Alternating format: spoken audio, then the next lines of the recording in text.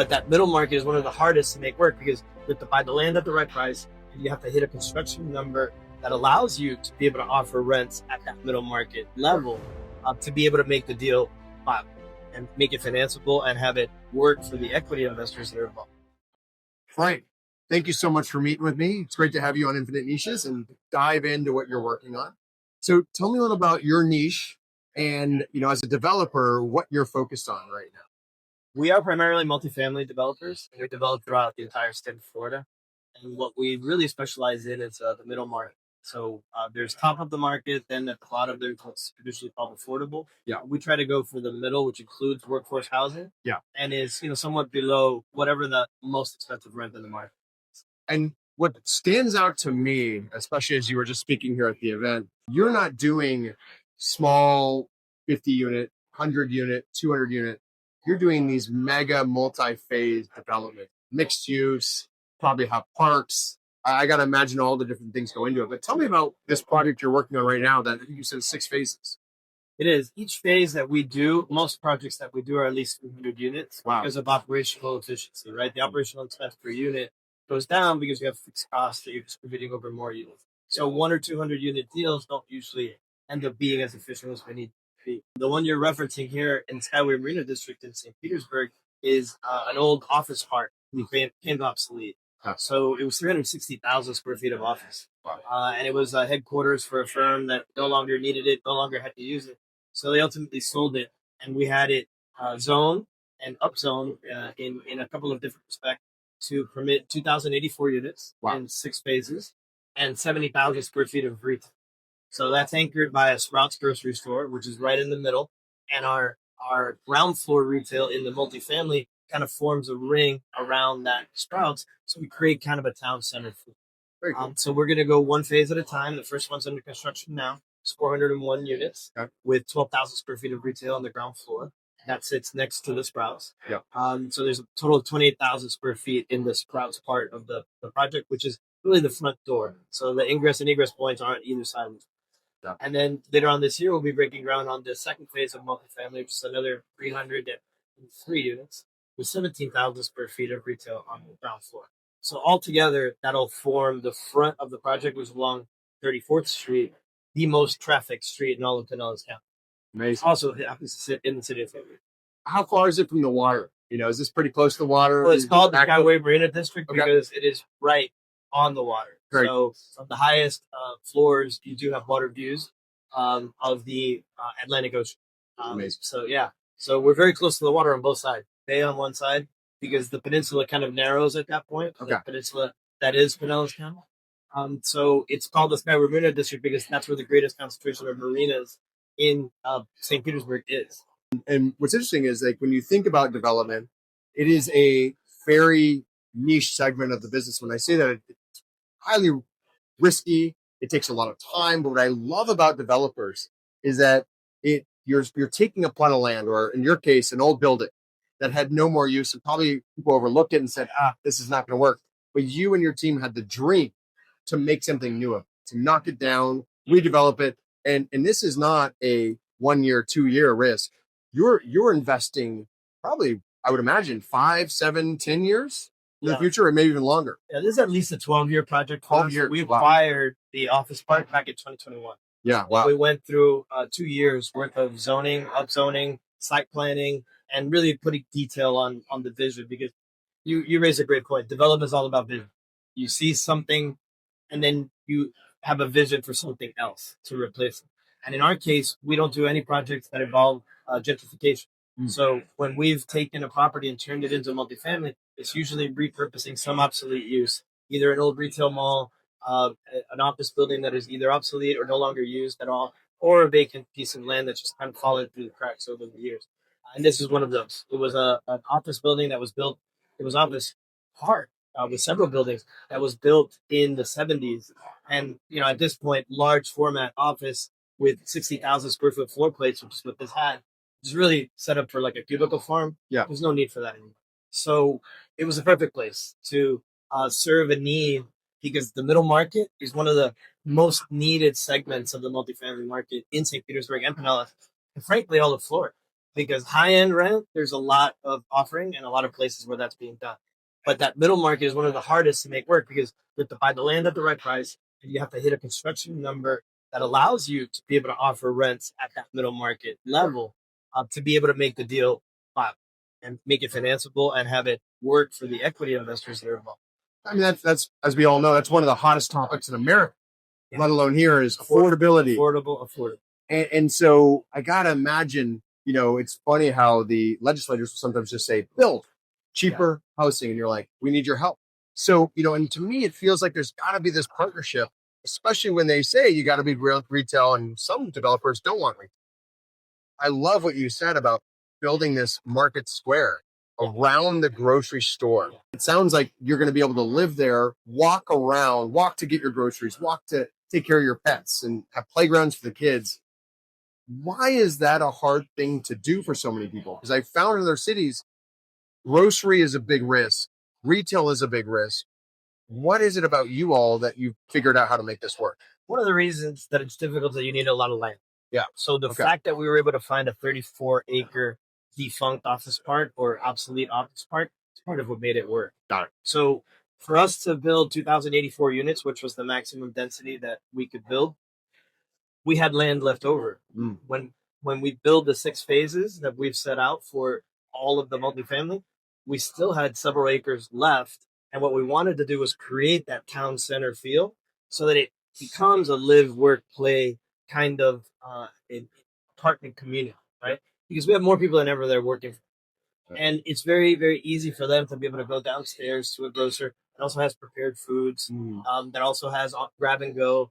And we're targeting specific retailers that are an amenity for our multifamily. So we've got the coffee shop. We've got the place that serves smoothies and acai bowls and wraps. We've got wellness focused retailers, day spa type things. Like a berries or a yoga. Exactly.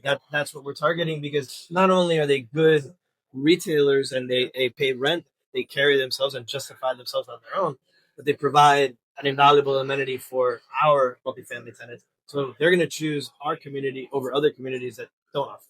Something and someone I just spoke to right before you was, and they're on a panel, is talking about the idea, as you said, you got to live work, creating community, which is not easy. And then also, obviously, the idea of like when I come to visit, let's say I want to just visit and I know nobody there, or I live in the community, I want to invite my family or friends or brothers and sisters to come visit me. Is that something you're also looking at, like how to have hospitality engage with that, or is that a little bit? It's funny you mentioned that. So there's 2 ways in which we directly engage with that. One, we offer a dog park in every single one of our communities, and that has become the social hour spot of the entire project. So especially in the morning and in the evenings, people go there, and it's practically like a happy hour. So everybody, and we have in most of our projects, we have over 50% pet owner. So it's a very, very important amendment.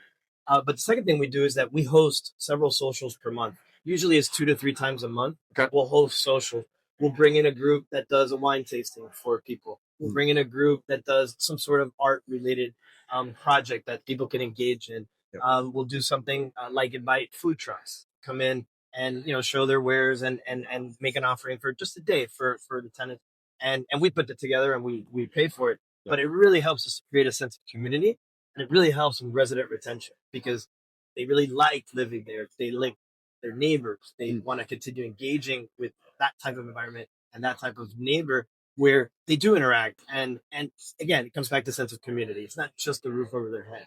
And that's what we're trying to do. It sounds like even though you don't live there per se, it sounds like you're building as if you did live there. You want to feel like this is the community I would want to live in and treat them, your residents, your customers, as you would want to be treated. One of the other things you talked about is, you are not new to this. You've been doing this for years. You've done projects all over. Tell me a little bit more about the company and your culture and maybe the leadership and maybe some of the things you're looking forward to this year that is really exciting for you. Well, we're looking to continue growing in the area of our focus, which is multifamily in that middle market segment. So we have our next phase that we're working on in the obsolete office park, which will be on the other side of the Sprouts. And what's the name of that project? It's called Skytown. Awesome. Skyway Marina District. Yeah. Okay. And we're very excited to go see it. We're very excited about that. there are very high barriers to entry for land in Pinellas County generally, and especially the city of St. Pete. There's very few large format pieces of land where you can build an apartment community with enough units to make it efficient and make it interesting from a multifamily standpoint, and also to create that sense of community. Is that challenge the size of the land, or is it also challenges within laws and local municipalities? Both. One is the size of the land, because the zoning code many years ago kind of promoted the cutting up of many pieces of property in St. Pete into smaller format pieces that were used for different things, either single family home or small commercial uses. And there's two ways that you can put together the land for a large format deal now. You either take over something that's obsolete, like a large retail center or an office park like we did, or you have to do an assembly. And to put together an assemblage usually takes a couple of years to put together enough acreage to justify one of these projects. The second issue is the zone. And it has to be in the right part of the city, has to have the right zoning, and you have to be able to get through site plan approval, usually through the development review commission, which we did. And that's what took us 2 years to get through. And ultimately we did. And now we're fully entitled, and now we're just executing. So it'll take us a few years to get all the way through the 2,000 plus years. And one of the things, I'm going to be down in Miami at the end of the month. And one of the challenges can be, politicians come and go, elected officials come and go. So you could be working on a project, have great support, and then 2, 3, 4 years, things completely change. 100%. So are you investing a lot of resources in continuously, almost like PR, but showing them the metrics, showing them the deals you're doing, to how it's going to help financially, how it's going to create jobs? Is that a big piece of your team as well? It is. And what that is important for is for helping us with the execution in getting through the permitting process, getting through the construction process, and ultimately getting to the finish line on a unit that can be occupied. In terms of entitlements, that's vested at the front end. So what we did in 2023 with the Development Review Commission and our site plan approval, that vests what we can build, where we really need the relationships on a going forward basis. And it's a continuous maintenance of those relationships, is in being able to execute without too much drag, without too much inefficiency in getting through the building department, getting plans processed, getting permits, getting inspections done, and ultimately becoming a unit that can legally be occupied. Amazing. So, in terms of this project, how many people are you employing? Do you have like some metrics you could share of the impact locally? Because it sounds like the Sprouts is already open. But the units aren't quite open yet, correct? The units are not open. We're going to be moving in our first residence in the first quarter of 2027. Okay. So we're currently slated and on schedule. We're actually ahead of schedule on construction to start moving people in January 2027. So we're less than a year out from there. But we did do an impact analysis on job creation when we did submit for our site plan. And between all of the retail uses and all of the apartment buildings, when they're ultimately built, we were going to create over 600 jobs that are permanent. This doesn't include the jobs that are created through construction and labor type of jobs. No, this is permanent jobs going forward. So we have a good amount of job creation for the city of St. Pete and for Pinellas, and that was important to them when we went through the approval process. I think one of the other things too, when you think about it, is like you took this dilapidated area that may have actually been hurting the values, hurting the properties nearby. People may have been leaving. Now you put this in, you're not just helping yourself. You're helping all the other properties nearby. You're helping other businesses that aren't even potentially accounted for, whether it's industrial, self-storage, warehousing, but then other local businesses when you fill up your retail. I got to imagine. That's absolutely right. It's addition by subtraction. Because it was kind of a hole in the donut, because it was an obsolete office park where you didn't even have people come into the office anymore. So it was a massive asphalt parking field that had no cars in it. We are now the 6th multifamily project that's coming online in that one Skyway Marina District. Amazing. So the property values have all significantly been impacted in a positive way. Not just the other parcels that can become multifamily or retail, which lives off of the rooftops created by all these multifamily projects, but even the single family homes in the area, because you've got shiny new buildings that are now surrounding them, where you had old 1970s or older, in some cases, obsolete buildings that added no value, and in some cases had really become kind of an eyesore. Amazing. So that has helped a lot. Wait, tell me a little bit maybe also about a lesson you've learned in your career that has really helped you, maybe stood out. Maybe it was a person, maybe it was a project, maybe it was in another company. But is there something that stands out to you of a challenge or problem that has just changed the way you look at what you do now and helped you to be better? One thing that I always remember is love what you do and you'll never work a day in your life. Love And that's what we do. We have a passion for what we do. We love creating something where there was nothing before, or where there was something that is no longer useful, like an obsolete office park. So we're very happy to be able to do that and to hit an underserved part of the community, because there's a lot of talk about affordability and workforce housing, but we're very short on execution. And you hit the nail on the head regarding legislation. There are attempts to help. There is the Live Local Act, which has several parts of it that are intended to help. It needs to continue to be fine tuned in order to make it effective. Yeah. And that is currently happening. And there have been several amendments since it was originally passed, and that will eventually work itself out to a more effective mechanism. But really, it's about the relationships with the municipality and the county. One of the things that you're talking about live local, because I haven't heard of that. But as I travel the country, obviously there's national legislation, there's state, and then there's localized, and they can shift in a good way and a bad way from one municipality, literally this street to that street. You can have completely different zoning laws, 100%. completely different laws on parking to development and fire code. So, you talk about live local. Is that something that's local to the municipality? Is that to the county, or is that statewide? Tell me more about that. Live Local is a Florida statute, Okay. right? And it has two components. Yeah. One, it makes it easier and it fast tracks the ability to take properties that are no longer useful, especially in the industrial and the commercial space, and turn them into residential. So Very it cool. removes a lot of the red tape where you don't have to go through a formal rezone in whatever municipality or county the property lies, and you could rely on the state statute to actually build a residential building with a lot less red tape. Okay. There's a second aspect of Live Local, which creates a real estate tax abatement for units that fall under a certain income level. So there's a AMI table, which is average median income, and it's produced by HUD nationally for every that's the Housing and Urban Development federal agency. It's produced for every county in the country every year, and it tells you what 120% of AMI is, 80%, 60%, 50%. So there are rewards in terms of real estate tax abatement if you fall below certain thresholds of rent level, and that promotes affordable and workforce housing in a positive way. So it's not something that's directed or required as an imposition. It's something that's incentivized, and incentive is always a better motivator than something that is dictated. Because developers can work with it, banks can work with it, equity groups can work with it, and they say, okay, this is what it means. This is how we make it work financially. Let's go and live.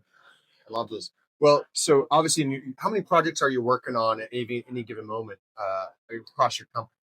We usually focus on about 4 to 5 at any stage of development. So we have pre-development, we have construction, then we have lease up, and then eventually we have stabilization, at which point we decide whether to refinance or to sell.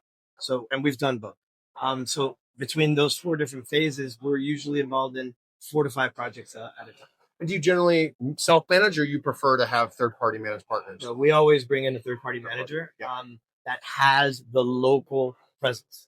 And usually it's very, very important for them to have many projects in the local market so that they leverage off of the information they have, and they leverage off of the ability to move people around from project to project as they need it. For us to self-manage, especially in markets where we have only 1 or 2 projects, it's not very efficient. So we prefer to do the third party. I just talked to a team in another city who asked me that question. They've been doing retail and office, and now they asked about multifamily, and they're like, should we self-manage this ourselves, Chris? The team wants to do it. And I said, I would overpay somebody else and get the best at what they do and learn from them. And I love what you're saying about this is, obviously your niche, your story, finding the right people on your team that you recruit. How can we help you? What are you looking for right now? Is it more deals, more land, more partnerships, or even great talent for your team? What is it that we can help you with in our audience? Well, we feel really comfortable with the team that we have in order to have the right people to execute the vision that we have. We're always looking for opportunities in terms of future development, because we're always looking into what are we going to do 3 years from now, 5 years from now, 10 years from now. So we're always looking for that, and we're very select about the opportunities that we follow up. So if we look at 100 deals, we might follow up on 5, and out of those 5, we usually don't do more than 1 or 2. So it's a very selective process. There's a lot of deals that just don't work one reason or another. Yeah. But in terms of what we need going forward, we would really love for interest rates to come down. We would really love for construction costs, which increased about 35 to 40% in less than a 4-year period from 21 to 25. Yep. We'd really love for that to come down. They have stabilized. Yep. And we have seen at least stabilization to the level that we could count on hard cost pricing. There was a time where, the next time you asked was 10% higher than the last time you asked. And that was a very difficult environment in which to get deals done. So that kind of stability, which we're starting to see now, is very welcome. Awesome. Well, this is great. And I'll say this is, as you're building here, in this market in St. Pete, tell me about the markets in Florida that you're most excited about, or even other states. What is it about St. Pete, maybe in just one word or two words, that draws you to St. Pete? And then what other markets are you looking at that stand out to you? It's about growth, for people moving to the state, and in particular the Tampa Bay area, like Tampa and St. Pete. It's about not having a state income tax. Okay. Part of what's driving the growth.